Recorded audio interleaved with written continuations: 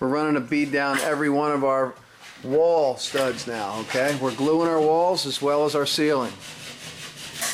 We glue everything when we hang. Now, a lot of guys will just glue their ceiling and will fail to glue the walls, but I'm telling you, you're going to get nail pops in your walls if you do not glue it. So glue. Use it. Use it up.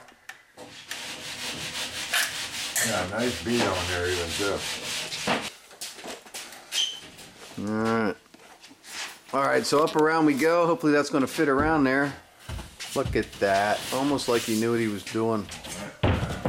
Alright, now see, it's got to go tight to the ceiling. Oh, when it comes to me, this right there. That's good.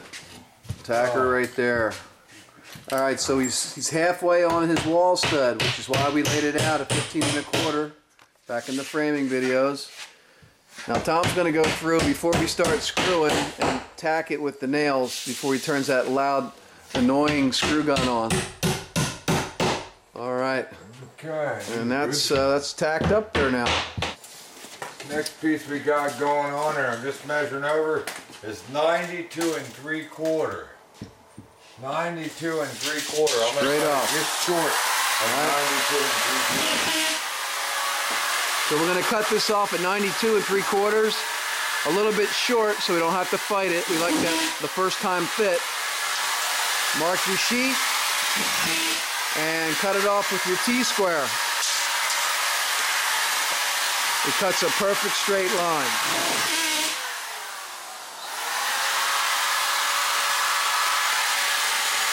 Wow, alright, I'll flip it over. Flip it over. 16, 32. Alright, so he's got his 16 center marks as well, so he knows where to screw.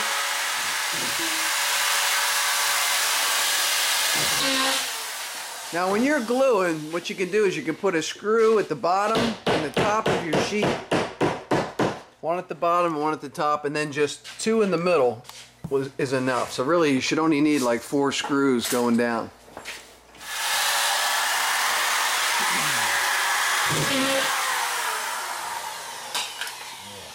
Alright, so this is going to start becoming repetitious here real soon because we're going to be saying the same thing over and over, but basically we're going to do the exact same thing to the rest of the sheets going around the perimeter.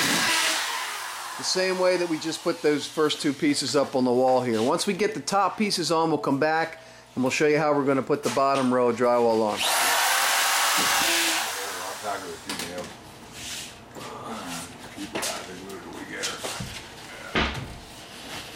Okay, my way. Oh, that's me.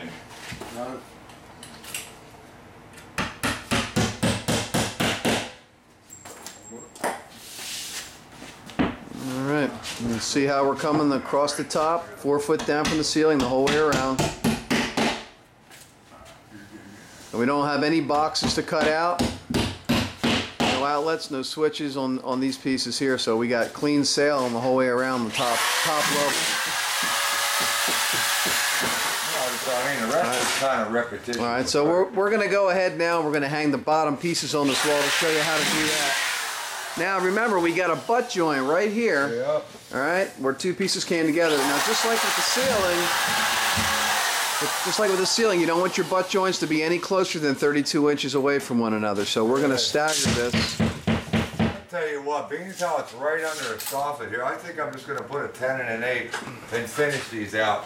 Alright, so it's going to be 16 inches away from the other one? Yeah, you know what I mean, because I mean, you know how I do them. I feather them out big and then we'll pick this one up.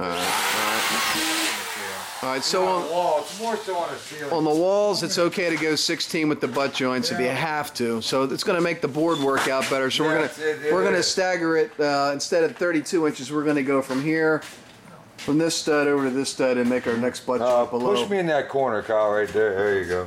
I'm going to go 109, cut the line off a 10-footer. 109, cut the line. Okay, and that's going to put us halfway on this stud here, all right? Because he's going to start in that corner down there so that we can stagger our butt joint from here over to here. All right, so that this butt joint's not going all the way down to the floor. We've jumped over to the next stud in the wall so that we staggered our butt joint seams. All right, and we're going to show you when we're finishing why it's good to do that, because butt joints that go for straight runs past 4 foot are really tough to hide. All right, so it's going to make the finishers happier people. Cutting it off at 108 7/8, which puts us 1 seam past on that butt joint over there like we want. All right, so he's going to snap that off. Now you want to make your cut off the bottom of the board so that your tapered edge is up the width of the board, so that we have a tapered edge to a tapered edge, taper to taper. So the cut edge will be down at the floor. Yep. And then it was 45, we're going to make it 44 3/4. I'm making it a 1/4 inch shorter than what it is so that it's not sitting on the floor. 3/4. Yeah.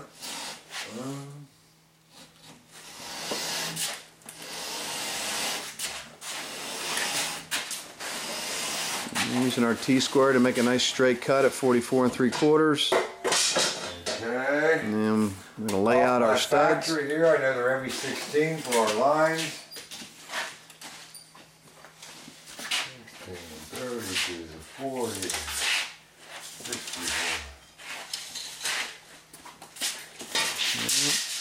64. Draw all your studs on the board with your pencil so you know where to screw. Okay. Just making my insulation out of the way.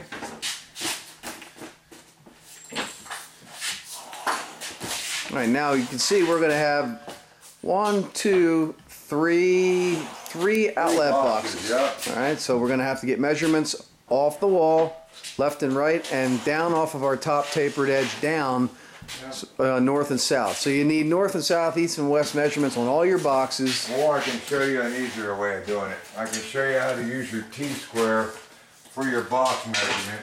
By setting this on the ground, your T-square is as wide as your box. Alright, and what I do is I come up here and I mark this. I mark this here to where my box cutout goes below. Kyle's going to measure from here down to the top and bottom of the box. Right, the top measurement here and the bottom measurement there. This is one way of doing it. We'll show you several ways. I'm on the ground, flat on the ground, marking my T-square. I'm on the ground. You know, this is as though my sheet's up here. All I'm going to do is lay my T-square here. Right over your box. And find these boxes. I have a circle where I know they are. I'm measuring down from my cutout. I got a 25 7/8, 29 1/2. 25 7/8, 29 1/2. All right, that's the top and bottom of the box. Let's say 25 5/8. 5/8? Yep. Yeah, 5/8. Alright. And go 29 3/8. 29 3/8. Okay, so that's the top and bottom of that box. And you got that one right there? And the Alright, other. we're ready to glue. We're going to hang this sheet high. We'll pin it low. I'm going to show you how to redraw the box, and then I'm still going to let my rotor find that box exactly.